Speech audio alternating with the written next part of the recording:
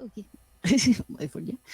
Bon, bah écoutez, bienvenue chez nous, bienvenue à Laptop. Ça fait longtemps qu'on n'a pas vu autant de gens comme ça assis devant nous. Juste petite présentation de Sylvie, donc avec qui on essaie peu à peu, d'année en année, à travailler ensemble parce que en fait, toi, tu portes en France une nouvelle discipline presque. Hein. C'est vraiment une autre dimension du design qui est beaucoup plus ouverte, beaucoup plus large et très stratégique et très pertinente et vraiment essentielle aujourd'hui, donc le design systémique. Sylvie a écrit ce livre-là en un temps record. Donc, elle a étudié beaucoup de choses, elle a lu énormément. Et donc, on a fait, il y a 2 ans déjà, 2 petits ateliers à distance pendant le Covid. Donc peut-être certains avaient participé, parce que du coup, on ne se rappelle pas du tout de vous parce que vous étiez en 2D. Donc, est-ce qu'il y a des gens qui ont participé aux ateliers? Ah, Catherine, oui, Samuel, évidemment. Yes, bon, très bien. Après, on a fait une grosse formation, enfin très longue, donc l'année dernière, donc assez théorique et pratique en même temps sur un projet. Enfin, chacun choisissait un projet. Et on s'est dit, on va encore faire une autre itération et on va faire une formation de 2 jours pour pratiquer à fond parce que c'est une formation workshop. Donc là, du coup, tout ça, donc tu as conçu toutes ces formations en même temps que l'écriture du livre, donc c'est très lié, donc tu es vraiment un peu... Enfin, tu es super forte en transmission précise, enfin vraiment c'est hallucinant. Donc là, elle va vous présenter, Sylvie va vous présenter donc... alors, peut-être pas 58 outils, parce que ça fait beaucoup. Parce que bon, on a autre chose à faire aussi, on a besoin de se parler et tout ça. Mais du coup, tu vas nous présenter des outils vraiment fondamentaux pour les designers, pour que vous puissiez voir comment, enfin déjà, comment les appliquer. Vous allez voir en fait, à quel moment d'un projet, à quel moment, quelle problématique avec qui vous allez pouvoir les appliquer. Donc c'est voilà, c'est un tour d'horizon du livre, une présentation. Et puis voilà, je pense que Sylvie aura des choses beaucoup plus précises à vous dire. Bon, bonne soirée. À tout à l'heure. Merci beaucoup, Pauline. Oui, donc je suis ce soir pour vous présenter ce travail, voilà, le livre qui est sorti chez Erol le 9 février. Ce qui m'intéresse, c'est plutôt de vous expliquer en quoi ça peut vous intéresser dans votre travail de designer. Donc la façon dont j'ai imaginé cette présentation, c'est plus de vous dire finalement, si demain vous aviez une approche systémique dans votre travail, ça voudrait dire quoi? Ce serait quels outils que vous utiliseriez et qu'est-ce que vous changeriez? Parce que ça veut dire infléchir un peu, voilà, sa pratique du design. La raison pour laquelle moi, je me suis intéressée au design systémique, c'est que, comme vous le savez peut-être ou pas, la notion de limite planétaire a émergé dans les années 2010. Et depuis, nous avons dépassé 6 limites planétaires sur 9.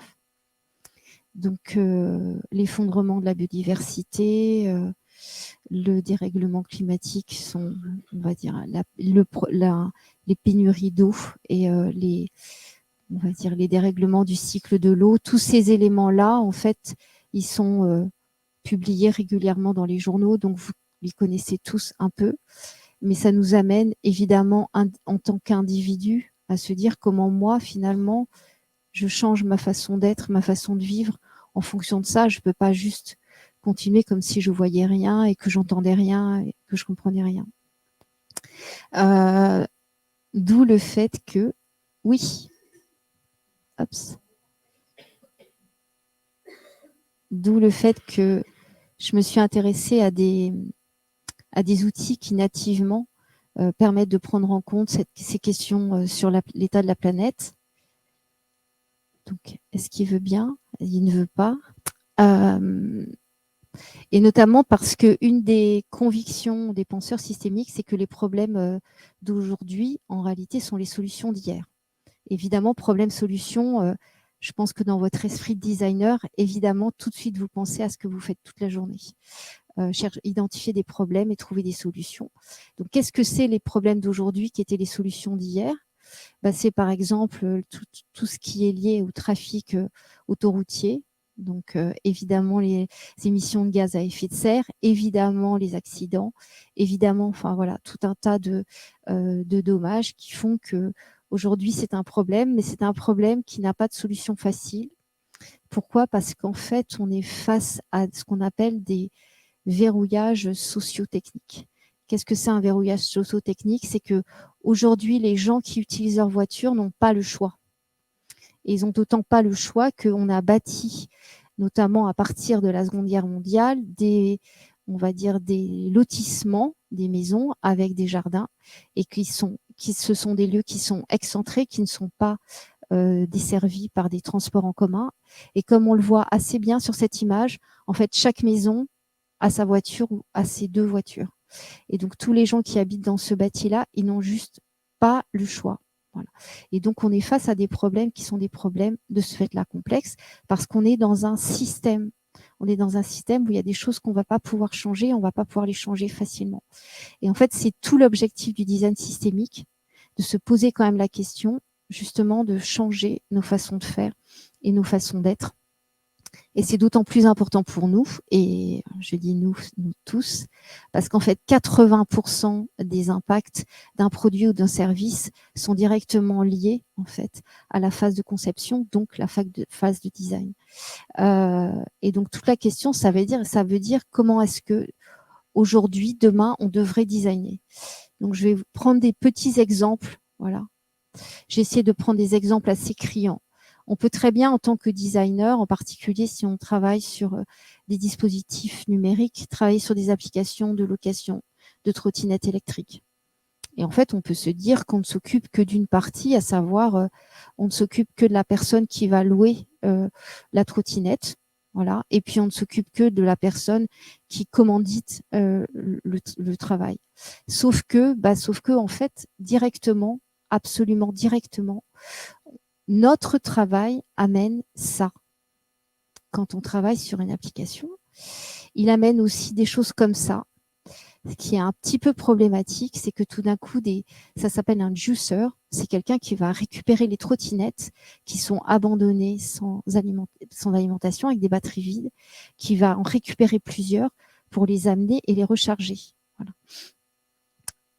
Dans des conditions de travail très, très approximatives, d'autant plus approximatives que les trottinettes n'ont pas été pensées pour être transportées à plusieurs, voilà, et encore moins sur une trottinette. Et puis, on finit avec des choses comme ça. J'ai pris les chiffres pour l'année dernière à Paris, exclusivement. On a 3 décès, 459 blessés sur une seule année. Et en fait, tout ça, ça vient du fait qu'on s'est posé aucune question quand on a fait l'application.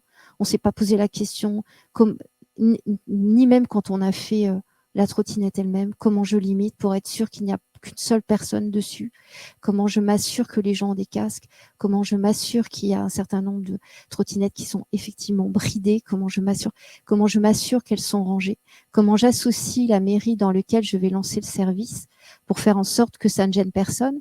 Parce que quand vous avez des trottinettes sur les trottoirs, comment on passe avec une poussette? Comment on passe avec un fauteuil roulant? Tout ça, c'est des questions, en fait, qui sont des questions de design. Et donc, si c'est des questions de design, c'est nos questions. Et pour aborder ces questions-là, on a besoin d'outils. Et c'est pour ça que les outils systémiques sont intéressants, parce que comme d'habitude, nos outils nous aident à penser et surtout nous aident à nous prémunir on va dire, de ces tentations qu'on a tous, moi y compris, qui sont de sauter à pieds joints sur la première solution à laquelle on pense, et puis ensuite de ne plus voir rien en dehors de ça. Donc ce petit exemple, voilà, c'est aussi pour dire, donc je reprends la citation de Einstein qui nous dit que, en fait, on ne peut pas utiliser la même façon de penser pour résoudre les problèmes que la façon qu'on a utilisée pour les créer. Voilà. Donc, on est obligé de penser un petit peu différemment. Et donc, la vraie nature des problèmes que nous avons à résoudre, nous, collectivement, elle est systémique. Voilà. Si vous prenez une tasse de café et que vous designez un système avec une tasse de café, derrière la tasse de café, vous avez les gens qui la fabriquent, vous avez tout le système de transport, vous avez toutes les émissions qui sont liées à sa fabrication. Vous avez toute sa question de gérer sa fin de vie, voilà. Vous avez toute la question d'analyse du cycle de vie et vous avez toute la question de la justice sociale. Comment tous les gens qui, à un moment ou un autre, on va dire concernés par ce café, cette tasse de café, comment on s'assure qu'ils vivent dignement, voilà, et qu'ils sont récompensés dignement. Donc, qu'est-ce que ça veut dire finalement gérer et prendre en compte cette complexité des systèmes? Donc, il y a des choses qui sont finalement relativement faciles parce que c'est des outils qu'on peut utiliser on va dire, dans son quotidien. La première chose, c'est de considérer tous les acteurs, c'est-à-dire tous les gens ou toutes les choses même qui interviennent à l'intérieur d'un système.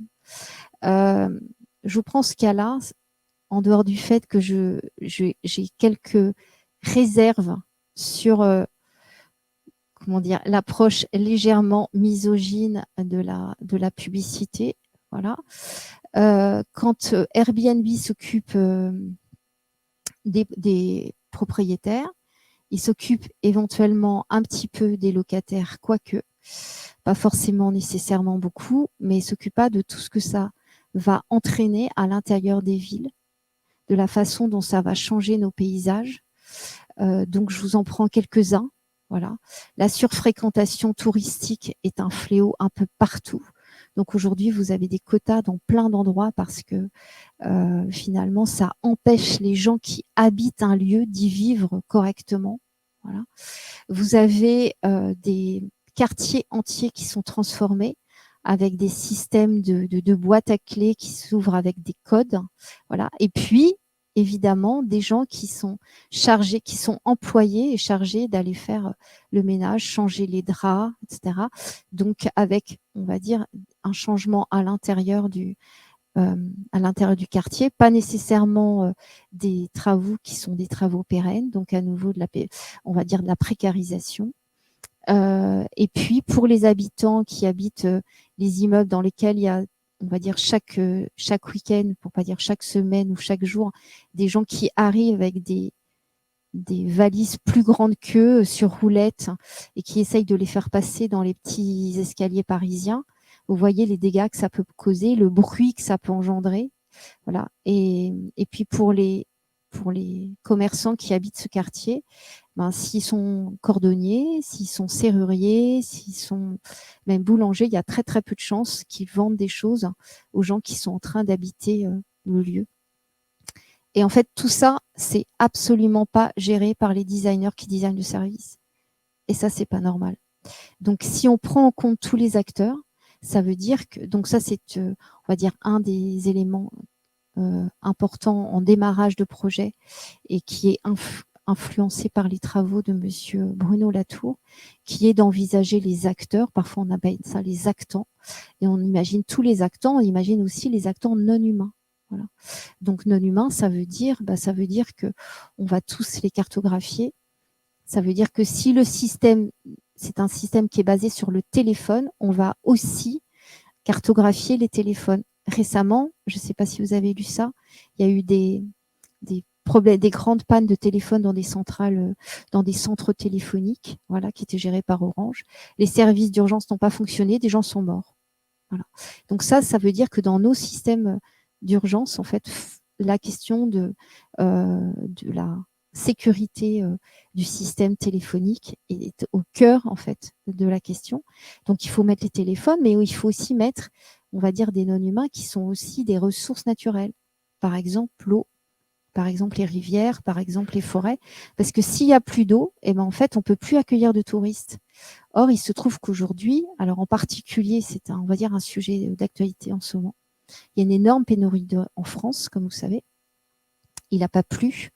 Donc, comment est-ce qu'on s'assure que finalement, les gens à qui on propose d'aller en vacances dans des lieux, en fait, ne viennent pas dans un lieu où déjà, il n'y a pas suffisamment d'eau pour les gens qui y vivent. Donc, c'est le cas du Maroc, par exemple. Enfin, c'est le cas de beaucoup d'endroits aujourd'hui. Autre moyen de travailler justement dans une approche systémique, c'est d'associer le collectif. Là-dessus, je me base sur la pensée d'un monsieur que je trouve particulièrement inspirant, qui s'appelle monsieur Hassan Özbekan et qui disait « Il n'est pas éthique de vouloir intervenir dans un système socio-technique sans la permission expresse et la participation active des gens qui sont concernés. » Ce qui veut dire que si on s'occupe d'un système de location trottinette, ou si on s'occupe d'un système de location de meublés dans une ville, et ben on va associer les gens de la mairie, on va associer les habitants, on va associer les syndicats de commerçants, on va associer tous les gens qui sont concernés parce que tous sont impliqués. Donc il y a des tas de méthodes qui ont été développées justement par Özbekan et ses disciples, qui ont fait émerger une des grandes tendances, on va dire, du design systémique, qui est le design dialogique structuré. Et dans ce cadre-là, ils mettent en place des World Café. Donc en l'occurrence, moi j'ai eu la chance de participer à un World Café. Et c'est très intéressant parce que tout est basé sur le fait que les gens s'écoutent, les gens apprennent les points de vue des autres et finalement essaient ensemble de trouver des solutions qui sont des solutions de justice sociale pour tous. Voilà. Et pas seulement pour quelques-uns et pas seulement non plus pour ceux qui sont déjà les plus favorisés.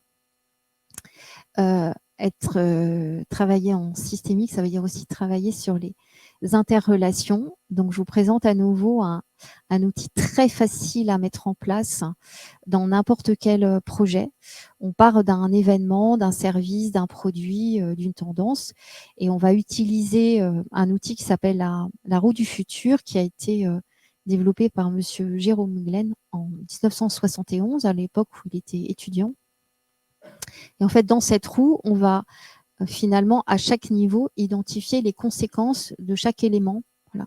Donc, on s'oblige à imaginer, si on met si on met des trottinettes, qu'est-ce qui se passe sur les trottoirs? Si les gens ne respectent pas les limites de vitesse, qu'est-ce qui se passe? Et si les gens meurent, qu'est-ce qui se passe? Où sont les assurances? Vous vous souvenez qu'au début, il n'y avait même pas d'assurance. Voilà. Donc, on va comme ça essayer d'imaginer toutes les conséquences et tous les impacts de ce qu'on est en train de faire au premier, au deuxième et au troisième niveau. L'objectif étant ensuite de s'en prémunir et d'envisager, on va dire, toutes les conséquences de ce qu'on fait pour éviter que nos solutions d'aujourd'hui soient des problèmes de demain. Penser en système, c'est aussi voir le mouvement et la dynamique. C'est-à-dire que les choses ne sont pas arrêtées, il n'y a pas d'état statique. En fait, dans le monde, tout est toujours en train de bouger. Et donc ça, ces schémas-là, on va essayer de les cartographier, de les comprendre à l'aide des boucles de causalité, qui sont des boucles de rétroaction positives ou négatives. Alors, ce qui est un peu troublant au début quand on découvre les boucles de rétroaction, c'est que une boucle de rétroaction positive, en réalité, est rarement positive, elle est plutôt amplificatrice. Voilà.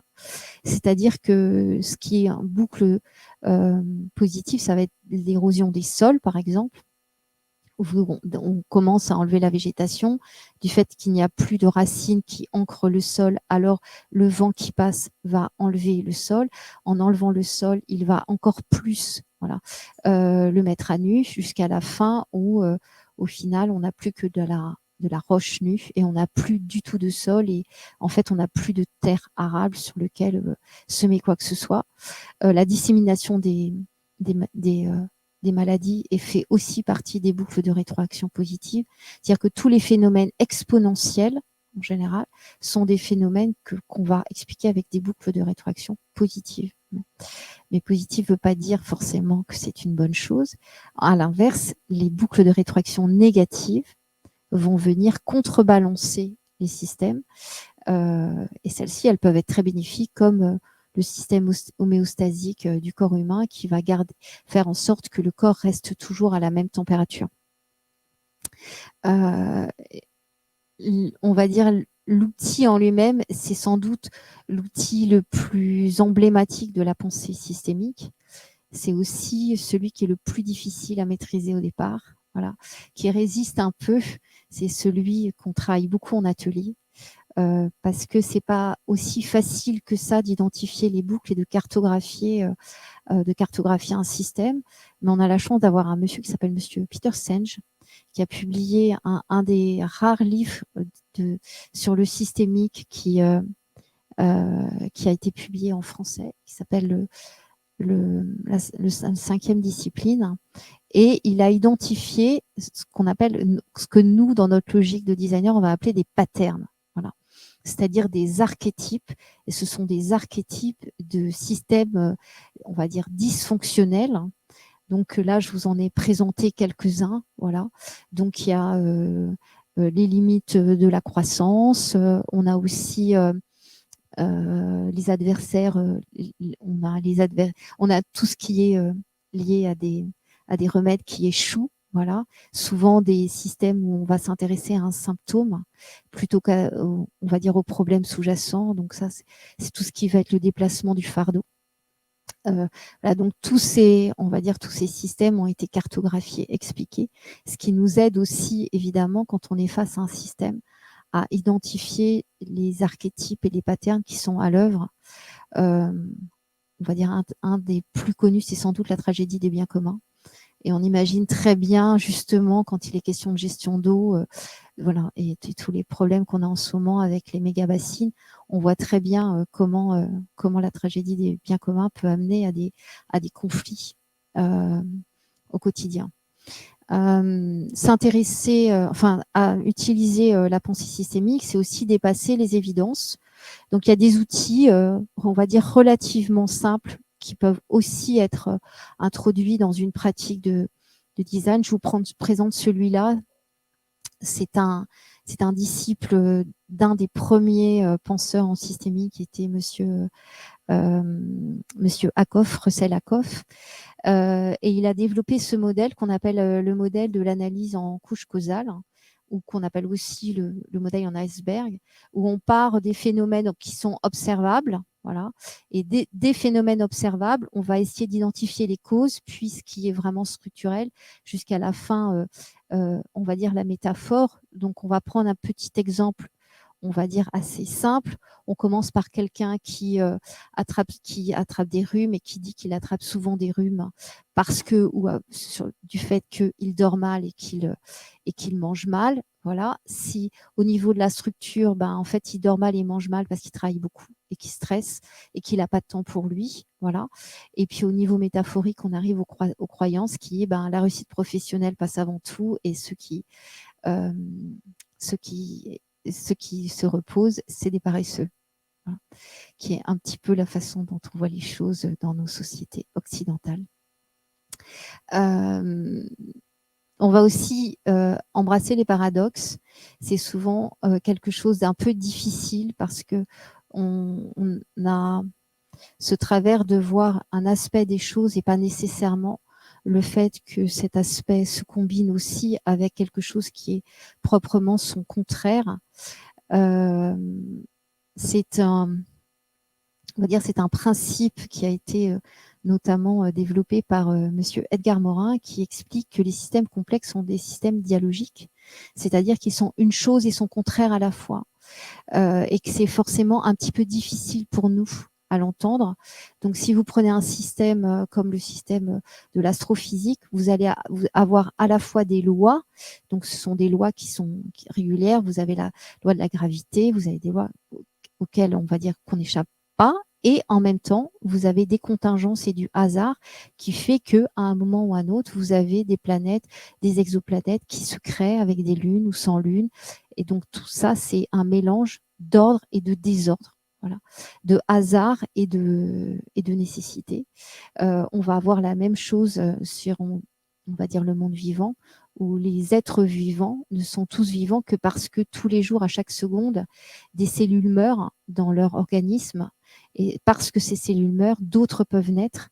En fait, on ne peut être vivant que si constamment, en fait, notre corps se renouvelle, et si constamment, en fait, on meurt. Donc, il ne peut pas y avoir de vie s'il n'y a pas de mort.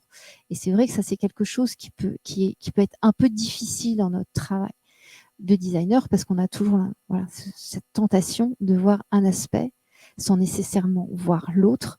Or, souvent, en fait, l'autre permet développer l'autre aspect permet d'avoir un monde plus résilient, un monde plus solide, parce que justement la complexité est faite de ça.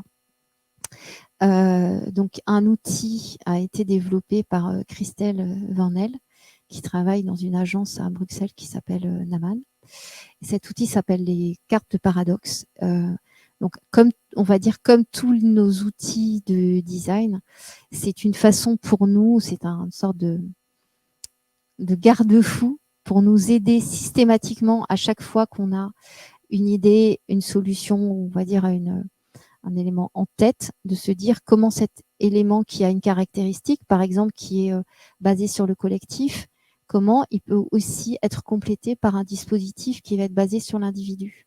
Comment, si j'imagine un système qui est descendant, comment je peux créer un moyen d'avoir aussi un dispositif remontant qui permet d'avoir des flux d'informations. Et donc, ce jeu de cartes permet à chaque fois d'imaginer, de conforter et de consolider une vision en imaginant une chose, mais aussi son contraire dans le même temps. Travailler en systémique, ça veut dire zoomer, c'est-à-dire zoomer en regardant quel est le détail des problèmes auxquels on a affaire. Et pour ça, je vous illustre ça par un grand monsieur qui s'appelle Monsieur Aurelio Peccei.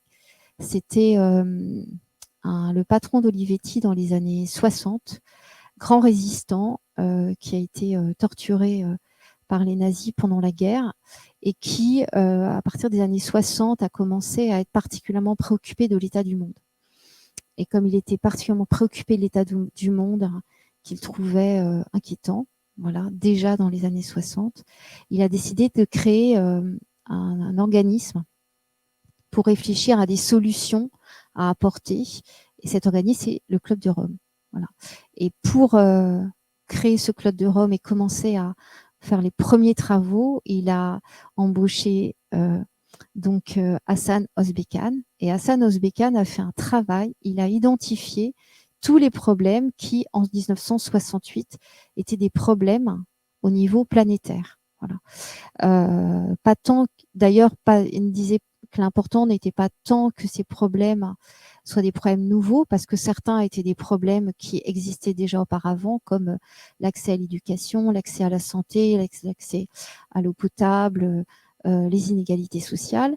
Mais le problème, c'est que tous ces problèmes-là se combinaient et se rassemblaient pour créer en fait on va dire une dimension et avoir une ampleur et une envergure qui étaient inédites auparavant. Donc, il a fait la liste des 49 problèmes. Donc, vous voyez, la liste est relativement longue. Elle a gardé toute son actualité, alors que ça date de 68. Voilà, la plupart d'entre vous n'étaient pas nés, mais c'est toujours vrai. Voilà, donc ça, c'est les 68. Donc, il faut zoomer pour aller regarder dans le détail, et en même temps, une fois qu'on a fait ce travail, il faut aussi réussir à dézoomer pour identifier qu'est-ce qui finalement est le plus important. Et ça, c'est un travail qu'il a mené avec Alexander Christakis. Voilà. Et tous les deux ont créé quelque chose qui s'appelle l'arbre d'influence. C'est-à-dire qu'ils ont pris l'ensemble des problèmes et ils les ont comparés un à un. Et ils ont décidé de sélectionner ceux qu'ils considéraient comme les plus saillants. Voilà. Et la loi de la science, est, on va dire, un des principes du design dialogique qui assume complètement le fait que que le point de vue est subjectif. C'est-à-dire qu'ils ont décidé que parmi les 49 problèmes, il y en avait 24 qui étaient vraiment des problèmes primordiaux. Et ces 24 problèmes, ils les ont comparés 2 à 2. Et à chaque fois, ils ont dit quel est celui qui, finalement, vient avant, quel est celui qui est à l'origine et quel est celui qui est une conséquence. Et c'est comme ça qu'ils ont fait on va dire un arbre d'influence pour identifier le problème sous-jacent. Et le plus impressionnant, c'est qu'en fait, de leur point de vue, le problème sous-jacent, qui est celui qui est la cause de tous les autres problèmes, c'est la perte de fondement moral de la société. Voilà. Et ce que je trouve très intéressant. Voilà, ils ont assumé le fait que c'était un point de vue, purement subjectif.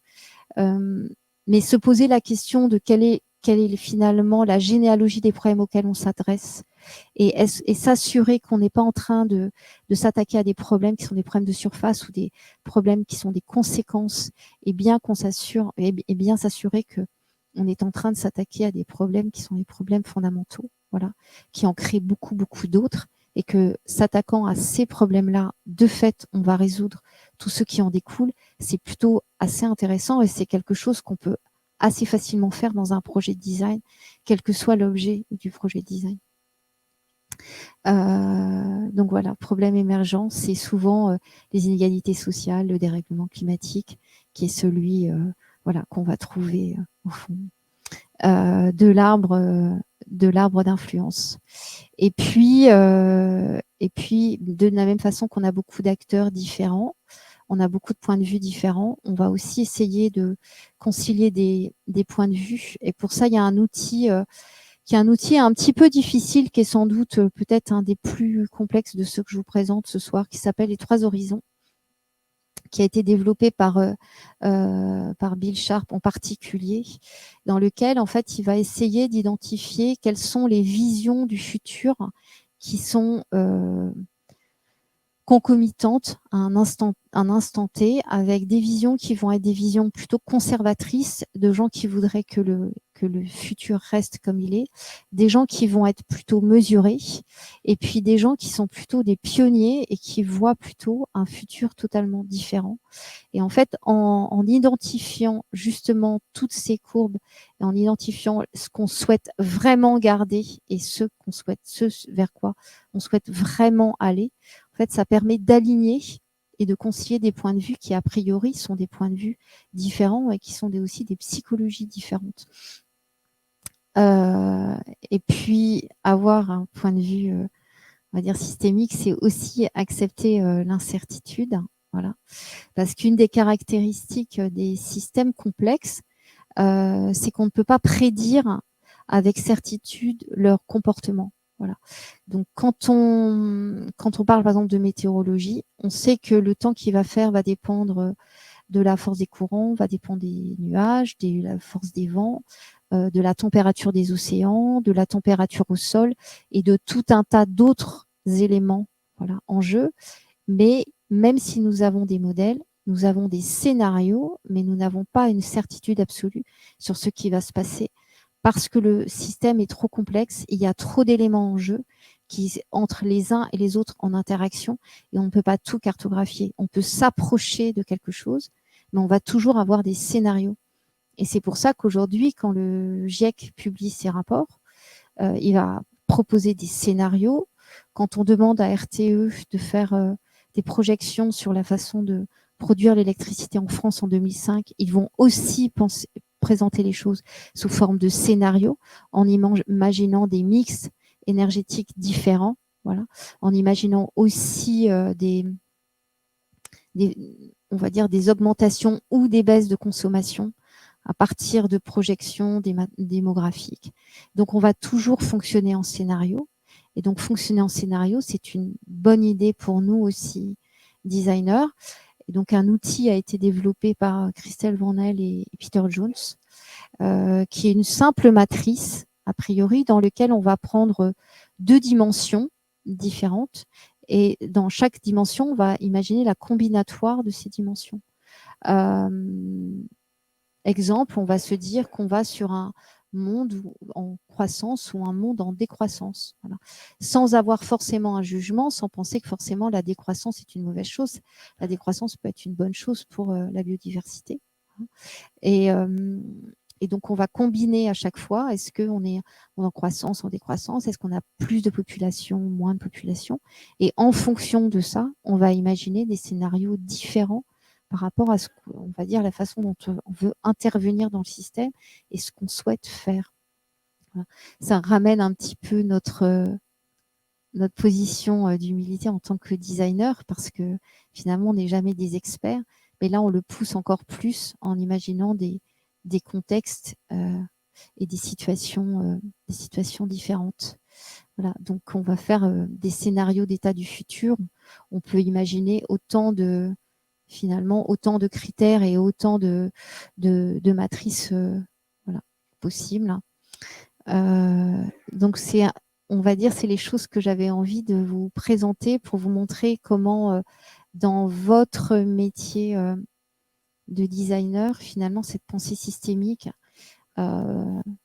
elle devrait être naturelle et elle devrait s'imposer de fait, parce que si on s'en occupe pas bien, ce qu'on est en train de faire, ce sera les problèmes de demain, et on en a déjà beaucoup de problèmes d'aujourd'hui à régler. Donc idéalement, il faudrait réussir à pas les aggraver. Je ne sais pas si vous avez des questions.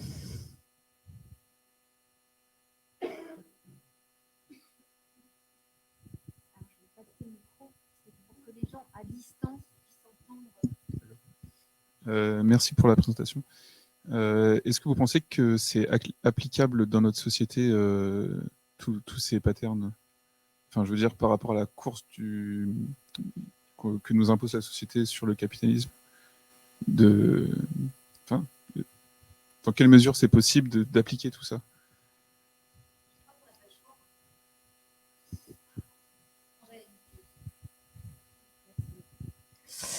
Moi, je crois qu'on n'a pas le choix. Forcément, on n'a pas le choix. Donc, il faut le faire.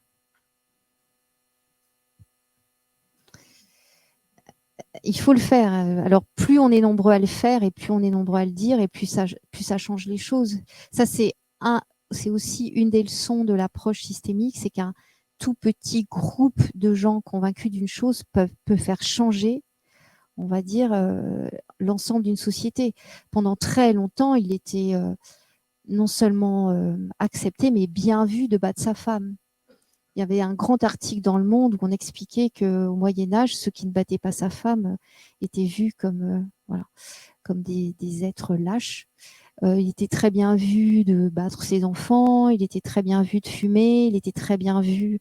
Il y a beaucoup de choses, on va dire, qui étaient acceptées par la société.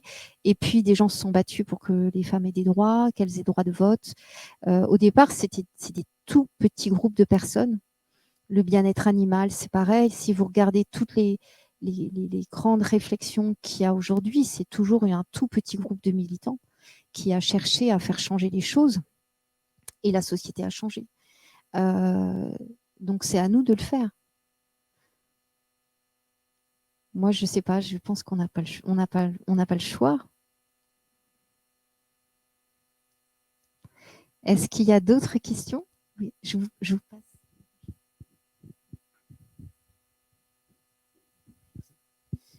Merci pour la présentation. Et du coup, je voulais savoir si vous avez eu un premier retour d'expérience de l'utilisation de ces outils lors d'un projet ou plusieurs. Alors, en fait, moi, j'interviens maintenant beaucoup sur des projets qui ne sont pas forcément des projets numériques, qui ne sont même justement pas des projets numériques. Donc, les projets sur lesquels je travaille, ça a des sujets autour de la sobriété énergétique. C'est des sujets qui ont beaucoup... qui vont être éventuellement autour du numérique responsable. Là, on est en train de travailler pour la masterclass sur le thème de la gestion de l'eau. Donc, aujourd'hui, les thèmes sur lesquels il est beaucoup plus facile de travailler avec des outils de design systémique, ce sont des sujets qui sont de fait de nature systémique. Mais mon point de vue, ça c'est un point de vue personnel, c'est que je pense que les entreprises, de fait, très vite et demain, vont être obligés de se poser des problèmes qui sont des problèmes systémiques, à savoir comment ils gèrent le fait qu'il y a des pénuries, voilà, comment ils gèrent le fait qu'il y a des problèmes d'accès à l'eau, comment ils gèrent le fait qu'on exige déjà d'eux des enregistrements de tous les déchets qu'ils émettent. Depuis janvier 2022, il y a une loi qui est passée. Donc, chaque entreprise doit savoir exactement tous les déchets qu'ils émettent dans l'eau, dans l'air, les gravats, tout ce qui sort de chez eux, où est-ce que ça va et en quelle quantité et comment c'est traité. Voilà. Et ils doivent enregistrer tout ça. Et s'ils ne le font pas, évidemment, ils sont sanctionnés. Donc, tous ces sujets-là, pour moi, sont des sujets de design. C'est-à-dire que s'il n'y a pas des designers qui s'en occupent, on va dire avec bonne méthode, ça peut être un peu problématique. Mais oui, moi, je pense que de toute façon, les entreprises demain vont avoir des sujets très importants à traiter et qu'elles auront besoin d'outils pour le faire parce que ce sont des sujets complexes. Et je pense qu'il y a, on va dire, dans le cœur de notre activité de designer, c'est des choses qu'on sait gérer et qu'on sait après, dont on peut, voilà, et qu'on peut aider à dénouer.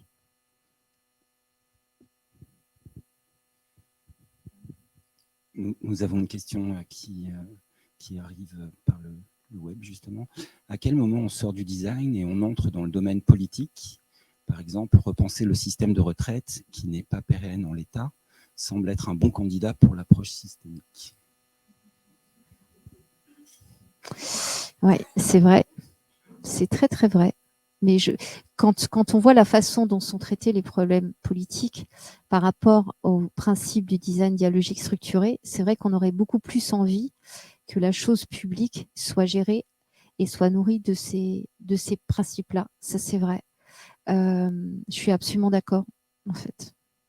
Je ne sais pas quoi dire d'autre. Asselin ? Merci pour votre présentation. Je souhaitais savoir simplement. D'accord. Ok, c'est pour ligne. Ok, ça marche. Je voudrais savoir simplement, ça fait quelques années que je travaille justement sur des projets territoriaux. Je travaille pour plusieurs identités. Je ne suis pas designer du tout, mais dans mon travail, j'utilise beaucoup d'outils justement de design, on va dire, sans que je sache vraiment que c'est du design. C'est juste pour moi, des fois c'est du bon sens, c'est de la méthodologie, du travail, tout simplement. Mais bon, apparemment c'est du design, ça s'appelle. Mais non, mais je veux dire, on en fait un métier, il faut se spécialiser, c'est très bien. Donc c'est pour ça que je m'adresse à vous aussi, parce que on nous manque de designers dans notre milieu, et voilà, en fait, des gens qui ont les bons outillages pour nous aider, parce que justement, en fait, dans le milieu de l'aménagement territorial ou de l'animation, la sensibilisation pédagogique, avec des aspects de projet où tu associes éducation avec justement services rendus à la communauté, ou services écosystémiques qui sont aussi, par effet justement de boucles de rétroaction positive, qui sont favorisés par justement les projets que tu amènes.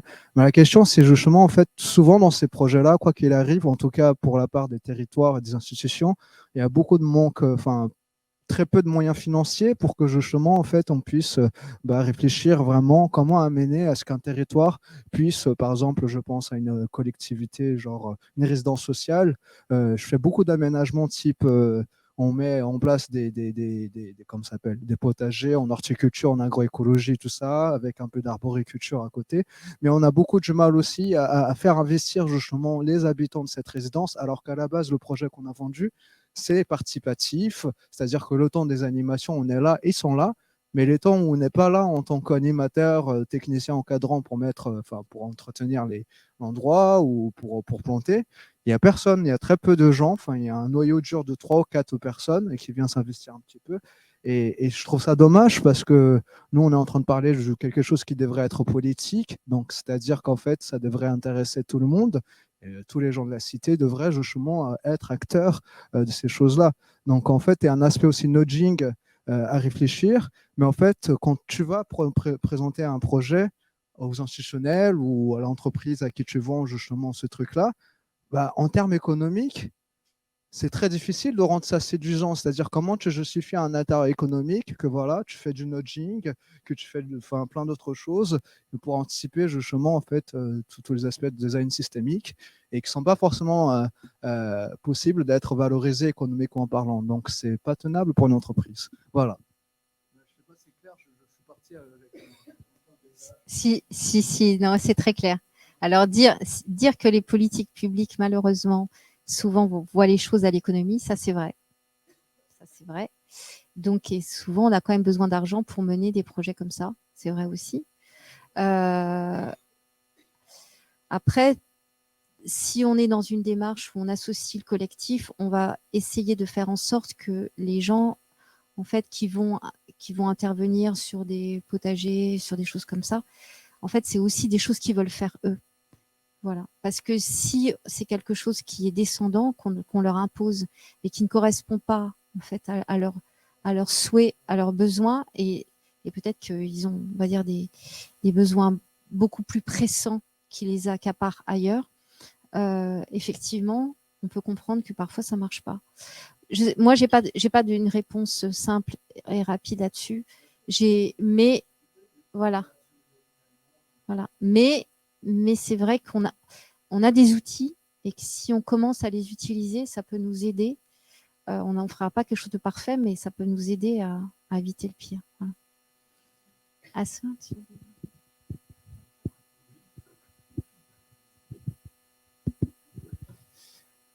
oui, merci Sylvie pour cette super présentation.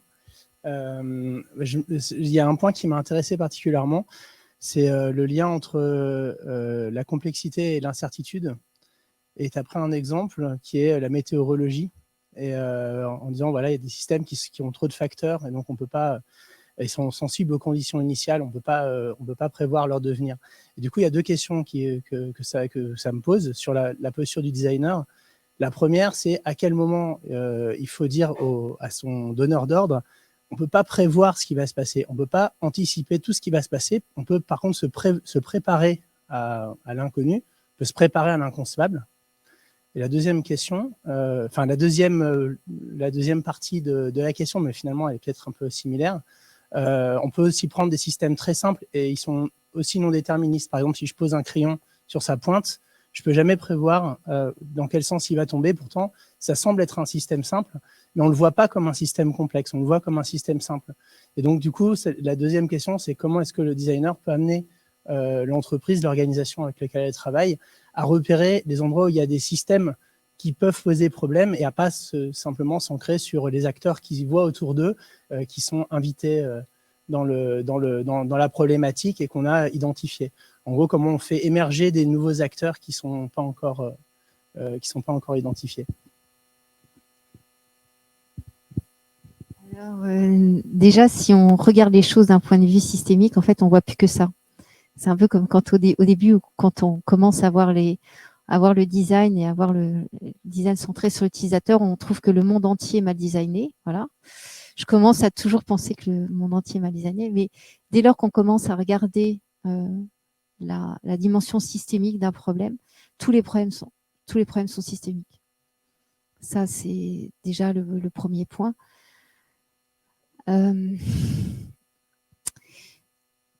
Pour moi, il y a quand même, on va dire, un contexte aujourd'hui qui fait que les entreprises qui sont un peu sérieuses doivent avoir compris qu'elles sont face à des problèmes qui sont des problèmes complexes.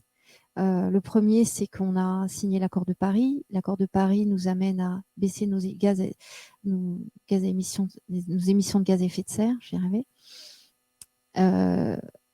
Aujourd'hui, on oblige les entreprises à faire des bilans carbone. Demain, on va les obliger à baisser leur bilan carbone. En fait, c'est écrit dans l'histoire parce que la France est engagée à signer cet accord-là. Donc, de toute façon, à un moment, on va se poser la question, comment est-ce qu'on y arrive ? Et de ce fait-là, ces sujets-là vont traverser l'entreprise comme ça traverse aujourd'hui les collectivités territoriales dont on parlait, ça traverse les établissements publics. C'est pas quelque chose dont on peut faire abstraction. Donc, de toute façon, moi, je pense que le sens de l'histoire, c'est que ces sujets-là, qui sont des sujets complexes, qui nous obligent à repenser beaucoup de choses sur comment on vit, comment on travaille, comment on mange, comment on se déplace, et on n'aura pas le choix de se les poser. Ça va aussi arriver sur nos tables de designers, de professionnels. Et donc, il nous faudra bien des outils pour appréhender ça, qui est quand même, voilà, c'est une gageure intellectuelle, la complexité. Donc, moi, je trouve que c'est intéressant d'aller piocher justement dans tout cet arsenal d'outils de gens beaucoup plus intelligents que moi, qui les ont pensés avant moi. Voilà. J'ai pas plus de réponses que ça, en fait. Il y a des questions en ligne. Donc, deuxième question. Vendre les valeurs du design thinking aux stakeholders est déjà une lourde tâche. Alors, comment vendre la prise en compte de l'impact systémique de nos choix de design ?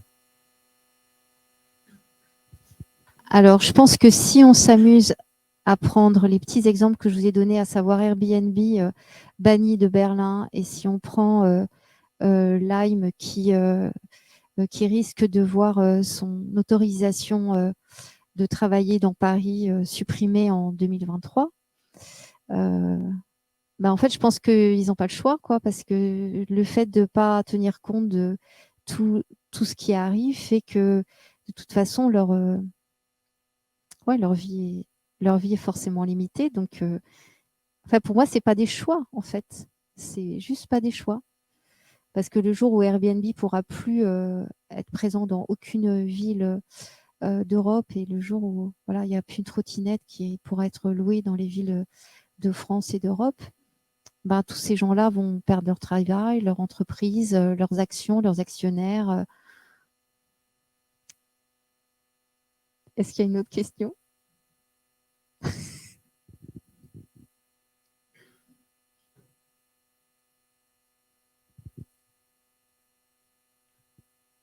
Au-delà du développement durable, dans quelle mesure peut-on appliquer les méthodes systémiques à d'autres problématiques? Exemple, la non-adoption d'un outil digital par les collaborateurs. J'aime beaucoup quand on définit un problème comme ça, parce que pour moi, ce n'est pas un problème, la non-adoption d'un outil. Enfin, en tout cas, d'un point de vue du design, un problème, c'est un problème d'usage. Donc, pour moi, là, il n'y a pas de problème d'usage. Les gens font juste 100. Donc, s'ils font 100, peut-être qu'il n'y a pas de problème d'usage. Donc, si je devais réfléchir, je dirais, quel est cet outil? À quoi sert-il? Comment a-t-il été fait? Que vient-il combler? Et en quoi est-ce que son bénéfice n'est pas suffisant, n'est pas vu? On va dire que c'est un sujet en entier de poser cette question-là. Mais le premier, quoi qu'il arrive de toute façon, le premier rôle d'un designer, c'est quand même de réussir à identifier un problème qui est un problème de design et pas un problème d'argent. Dire je veux gagner plus d'argent, je veux avoir plus d'argent pour mes actionnaires, je veux plus d'utilisateurs, je veux plus de followers. Pour moi, c'est pas des problèmes de design, c'est des problèmes de marketeurs, c'est des problèmes de businessman, c'est pas des problèmes de design. Les problèmes de design, c'est toujours un problème d'usage, c'est-à-dire à un moment, un humain, un groupe d'humains qui vit ensemble et qui doit faire quelque chose. Donc, il faut quand même au moins arriver à ce niveau-là avant de se dire, bon, je peux m'occuper de ce problème. Donc, moi, ce que j'entends dans ce qui est dit, c'est un boss qui décide à la place des gens ce qu'ils doivent faire, mais peut-être qu'il n'a aucune idée de ce que doivent faire les gens, en fait. Donc, il faut creuser. Il faut instruire le dossier. Est-ce qu'il y a encore d'autres questions? Une dernière? Je ne sais pas comment on est. Une dernière, c'est bon? Merci pour la présentation aussi. Là, durant justement cette présentation, on s'est attardé sur identifier, zoomer, dézoomer. À quel moment, finalement, on s'arrête sur la solution? Comment on priorise justement? Parce que j'ai l'impression qu'on parle de variables qui bougent, de dynamique, et on pourrait toujours questionner en permanence, et c'est ce qu'il faut faire. Mais à quel moment on se pose la question de on s'arrête là et on sort quelque chose finalement, et puis peut-être après recommencer à nouveau? Alors ça c'est très intéressant comme question, parce que le rôle d'un designer en design systémique est très différent. Donc le travail consiste vraiment à accompagner les gens qui sont concernés par un sujet. Donc une grosse partie du travail consiste à identifier, effectivement identifier les problèmes. Il y a on va dire toute une tâche de recherche qui est exactement la recherche en design qu'on connaît nous. Une fois qu'on a fait ça, l'essentiel consiste à réunir les bonnes personnes en atelier. Donc, il y a tous les outils d'atelier. Et à la fin, ce qu'on cherche à avoir, c'est un plan d'action, une feuille de route d'intervention qui vont être faites à l'intérieur du système. Mais ces interventions sont faites par les gens qu'on a eus en atelier. C'est-à-dire qu'il ne s'agit pas de designer un système, il s'agit d'aider des gens à designer des interventions à l'intérieur d'un système. Et ce sont les gens même qui sont concernés, qui vont faire ce travail-là et qu'on accompagne pour faire ce travail-là. D'où le fait qu'on est sur ce collectif. Donc, c'est vrai que la posture, elle est un petit peu différente. Et c'est pas le designer qui design, même si à la toute fin, on peut très bien dire il va falloir, je sais pas, imaginer un système de communication. Et donc là, on peut très bien travailler sur un dispositif numérique, des affiches, ou des choses dans lesquelles, entre guillemets, on va retomber sur des activités de design qu'on connaît. Mais en systémique, on va d'abord réfléchir à comment on intervient dans le système et quelle est la feuille de route. Voilà. D'où votre question qui est assez juste. On a encore 5 minutes. Donc, la dernière question qui vient d'arriver. Peut-on repenser des systèmes au sein d'un système de fonctionnement globalisé qui lui-même ne voit pas comment ralentir la roue? Y a-t-il des approches méthodologiques conjointes avec des acteurs des sciences plus dures, recherche fondamentale, quantique et thermodynamique? C'est au-delà de mes compétences. Alors, tout système sur lequel on se travaille est forcément une partie d'un système plus large. Et de toute façon, le premier sujet qui occupe, on va dire le projet, c'est de définir les limites. Voilà. Donc, on va toujours définir les limites et les limites parce que tout système appartient effectivement à un système. Et en général, les limites du système vont être dictées par, on va dire, l'envergure du projet, c'est-à-dire le temps, l'argent et puis les acteurs voilà, qu'on peut mobiliser. Donc, oui, enfin si la réponse est oui, effectivement, est-ce que tout système appartient à un système? Oui. Est-ce qu'on peut changer le système dans lequel on existe, à savoir une planète limitée avec voilà, toutes les lois de la physique? Non, ça c'est sûr que non. Je ne sais pas à quel moment il faut, on va dire, aller chercher des scientifiques, des sciences dures dont il est question, mais de toute façon, puisqu'on intervient avec l'ensemble des acteurs, on a toujours des experts avec nous dans la pièce, il y a toujours des experts, il y a des gens qui savent. Donc, ce n'est pas le designer qui sait, c'est forcément des experts qu'on va aller chercher et qui vont eux-mêmes être acteurs pour mettre en œuvre les choses. Donc oui, c'est forcément pluridisciplinaire.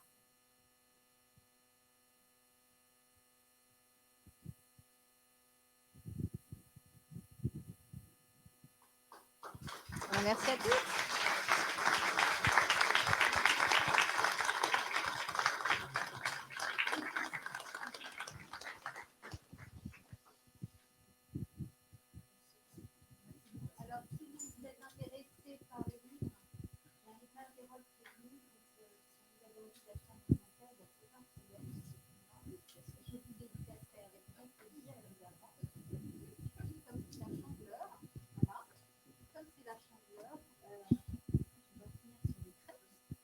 Notamment certaines que j'ai cuisinées moi-même d'ailleurs. Et puis si vous êtes intéressé aussi par la formation, elle a lieu le 16 et le 17 mars.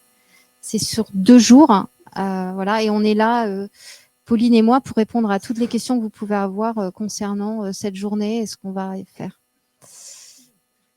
Voilà. Merci à tous.